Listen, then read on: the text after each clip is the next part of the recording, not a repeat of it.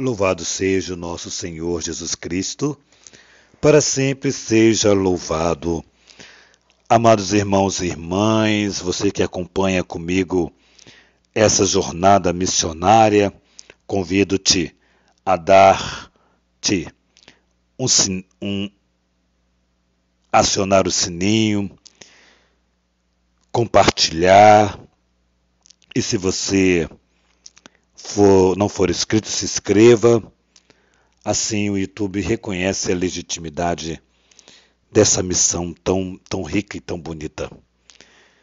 Estamos na 29ª semana do Tempo Comum, no dia em que celebramos São Lucas Evangelista. O Senhor esteja convosco, Ele está no meio de nós. Proclamação do Evangelho de Jesus Cristo segundo São Lucas. Glória a vós, Senhor. Naquele tempo, o Senhor escolheu outros 72 discípulos e o enviou 2 a 2 à sua frente a toda a cidade e lugar onde ele próprio devia ir. E disse-lhes: a messe é grande, mas os trabalhadores são poucos. Por isso pedi ao dono da messe que mande trabalhadores para a colheita. Eis que vos envio como cordeiros para o meio de lobos. Não leveis bolsa, nem sacola, nem sandálias, e não cumprimenteis ninguém pelo caminho.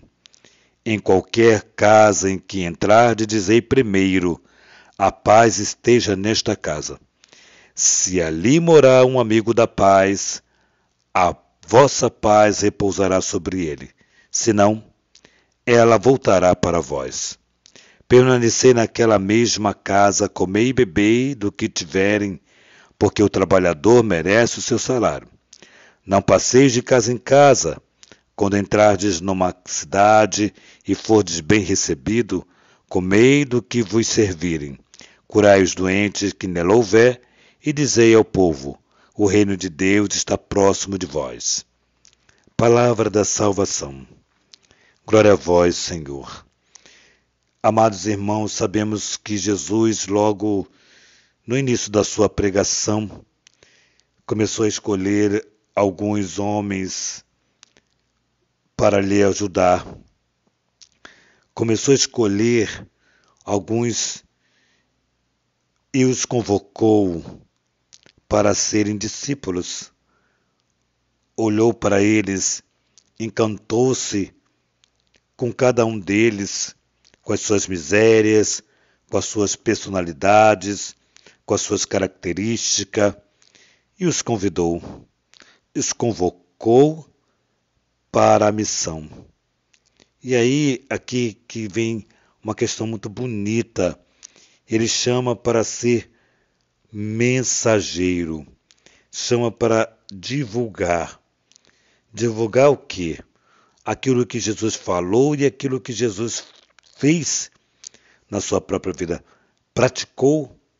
Então, os discípulos são chamados a reproduzirem fidedigamente, ou seja, com fidelidade, aquilo que o próprio Cristo os ensinou, fazer com fidelidade. Pedi, pois, interessante, a messe é grande, mas os trabalhadores são poucos, ou seja, Jesus já sabe que tem muito trabalho para poucas pessoas. E é verdade aquele ditado que diz, né? Nas igrejas, nas nossas paróquias, o trabalho são realmente cansativo, porque realmente não são tantas pessoas que se dispõem a carregar o fardo, né? A ajudar um ao outro, a ajudar nas missões, naquele movimento, naquela pastoral.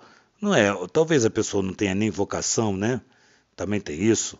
Porém, já está no pacote dizer que não temos um número de pessoas suficiente para a missão acontecer com mais fervor, né? Com mais fervor. E muitas vezes o católico que vai à missa, ele não se sente atraído para se envolver com a comunidade, se envolver com as pessoas. Talvez ele tenha medo que se envolver com pessoas, gente é gente, né? Gente, gente não é fácil, gente não é fácil de se conviver, gente não é fácil de trabalhar, gente não é fácil de compartilhar, né? Então, as pessoas às vezes, com medo dos problemas que poderão vir, porque está se envolvendo com gente e não tem outro jeito, né? Elas adiam, né, a missão pastoral, a missão de cuidar de determinada parcela da igreja, que é dividida em pastorais e movimentos. Bom, enfim, pedi o dono da messe que envie operários para a messe. E aqui mostra com clareza que ele diz o seguinte: olha, não leveis sacola no bolsa, não leveis nada para o caminho, não fique partilhando, conversando com alguém, ou seja, no sentido de que não perca tempo em diálogo que não ajuda para a evangelização. Vá onde fores, a primeira coisa que faça quando entrares em uma casa dessa família, dizei: a paz do Senhor esteja nessa casa. Se ali não tiver um homem da paz, olha que bonito, a paz voltará para você. Ou seja, você nunca vai ficar sem a paz, porque a paz voltará para você. Né? A paz que deve ser multiplicada, a paz que deve ser anunciada, ela voltará. Em algum momento a paz voltará para você. Por quê? Porque aquela casa não é um lugar, não é de fato, aquela casa não é digna de receber a palavra de Deus, não é digna de receber o missionário, a missionária. Então, como diz o texto, sacudi a poeira do que agrudou-se na sola dos teus pés contra eles, né?